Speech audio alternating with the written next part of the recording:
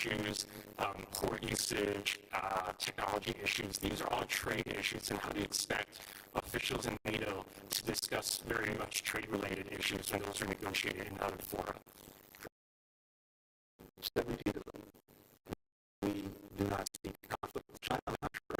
We want a war. We don't want a new Cold War. We're not looking to decouple our economies.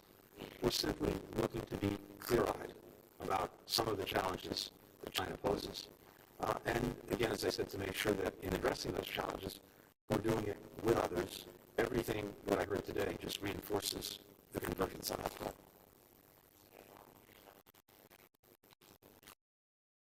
Thank you, Mr. Secretary. I'd like to follow up on the China question. And you just mentioned that you talk need to address China in concrete ways. Can you give us some more detail on exactly what that means? And given the fact that a lot of the issues you need to bring up, mainly infrastructure issues, port usage, technology issues, these are all trade issues, and how do you expect officials in NATO to discuss very much trade-related issues when those are negotiated in other fora?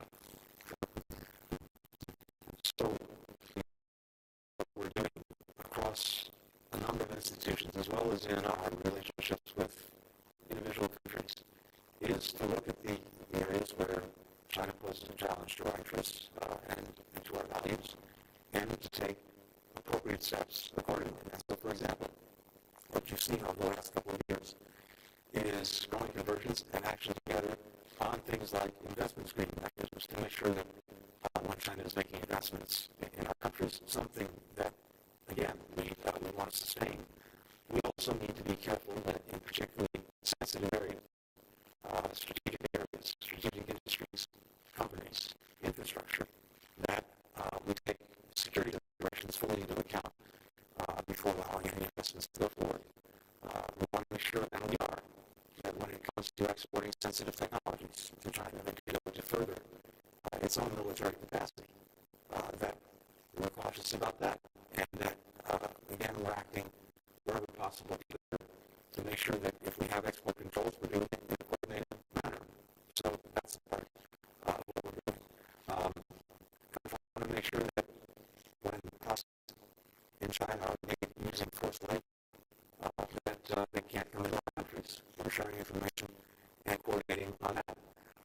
When it comes to NATO, NATO is, of course, a military alliance, but it's also a political alliance where we try to develop common perspectives on challenges. We share information, and as appropriate in the NATO context, we look at what we can do effectively together. This is not about taking NATO to Asia or in the parlance of NATO out of area. This is about some of the challenges that China poses in area to countries that are members of NATO, and making sure that, for example, we're building resilience around our infrastructure. We've seen the fragility of critical infrastructure in a variety of ways, including from the Russian attacks on Ukraine. We want to make sure that it's resilient as possible to face all potential future challenges. In that and in many other ways, we're working, again, not only in NATO, but across institutions and in our relationships with individual countries.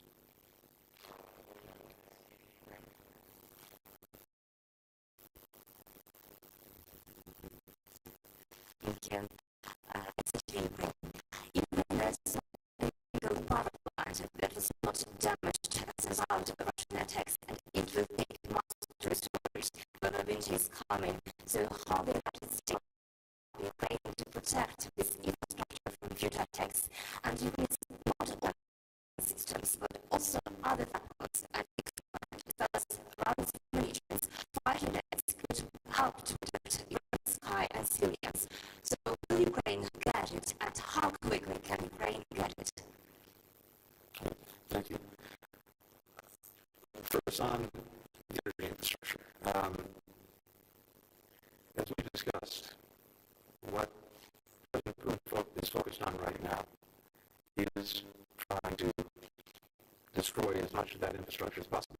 Literally across the country, if you look at a map of the attacks that Russia's undertaken since October 10th, when it began this very deliberate campaign to destroy the electric grid and the energy infrastructure, that map shows attacks on that infrastructure part of Ukraine. So in many ways, the front lines are not simply in eastern Ukraine and southern Ukraine. They're nationwide. So we've taken that fully into account in everything that we're doing. As I said before, we're acting urgently to do two things. One, to make sure that in a coordinated way, we are getting to Ukraine as much as we possibly can, as fast as we can, to repair, to replace, to build resilience in its energy infrastructure.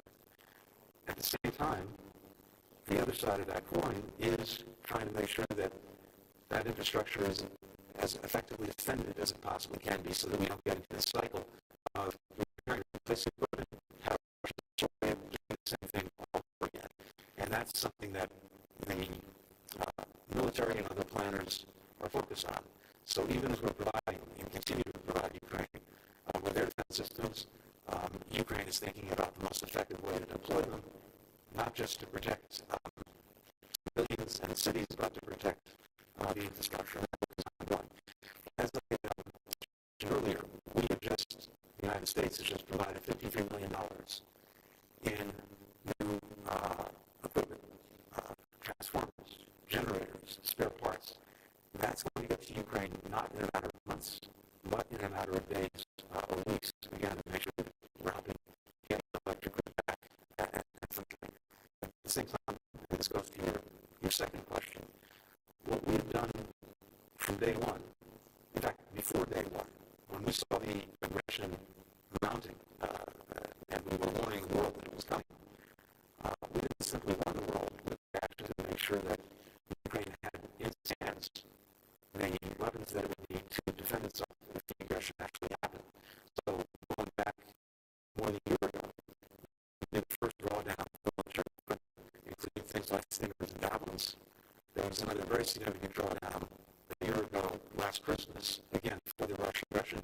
And every week since then, we have continued to adapt to what's happening to make sure that we could get Ukraine the systems that it needs to deal with the particular threat it was facing. And at the time, that threat has evolved over these months. As the initial focus was on Kyiv, it shifted east and south. The nature of the terrain changed, the nature of what the Russian aggression was doing changed, and so we evolved with that. And that is a process that's going on every single day. Throughout, we wanted to make sure that not only are we getting weapon systems to Ukraine, but that Ukrainians can use them effectively. Sometimes that requires training, that they can maintain them effectively. All of that requires work, but what I can tell you is it's happening every day, and it's evolving every day, and it's based on what Ukraine needs to most effectively deal with Russia's aggression.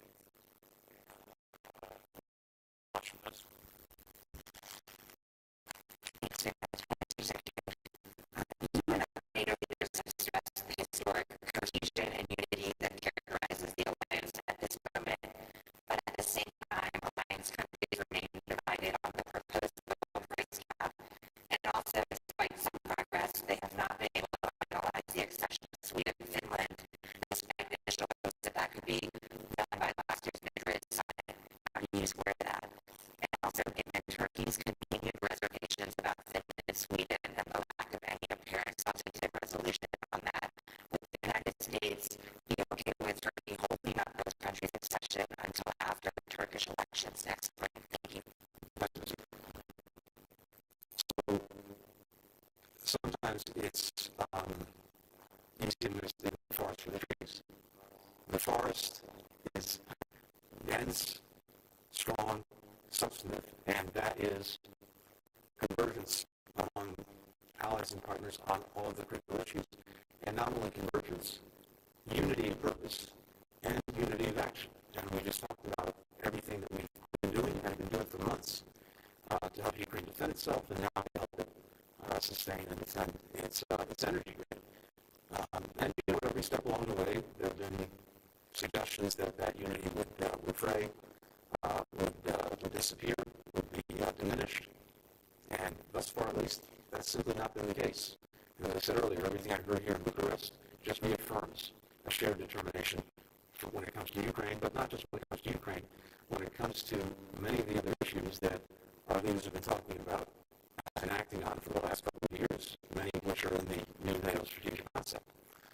When it comes to the accession of Sweden and Finland, first, all NATO countries have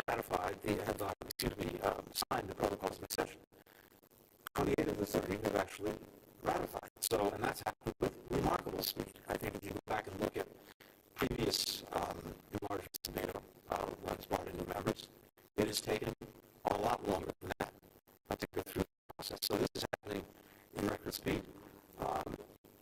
Turkey, Sweden are engaging directly as well as with NATO to make sure that Turkey's concerns are fully addressed, including concerns about its security. That process has been moving forward. And I'm very confident, and again, based on what I've heard these last couple of days, that Finland and Sweden will soon be formally members of the alliance. Thank you. Thank you.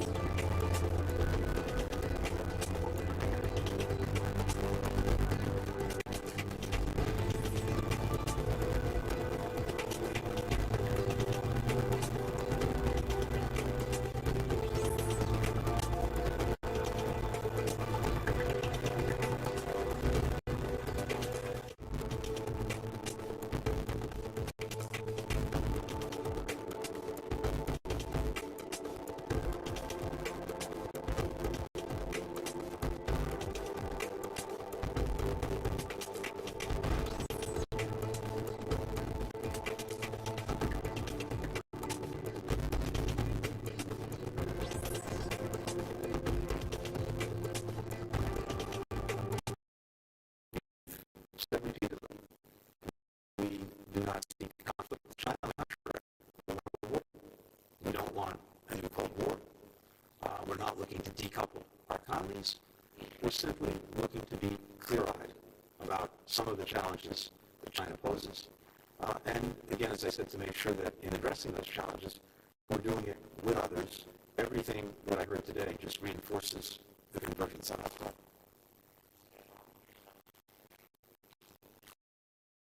Thank you, Mr. Secretary. I'd like to follow up on the China question. And you just mentioned that you talk needs to address China in concrete ways. Can you give us some more detail on exactly what that means? And given the fact that a lot of the issues you aim to bring up, mainly infrastructure issues, port usage, technology issues, these are all trade issues, and how do you expect officials in NATO to discuss very much trade-related issues when those are negotiated in other fora? So, what we're doing across a number of institutions, as well as in our relationships with individual countries, is to look at the areas where China poses a challenge to our interests and to our values, and to take appropriate steps accordingly. And so, for example, what you've seen over the last couple of years is growing convergence and action together on things like investment screening mechanisms to make sure that when China is making investments in our countries, something that, again, we want to sustain. We also need to be careful that, in particular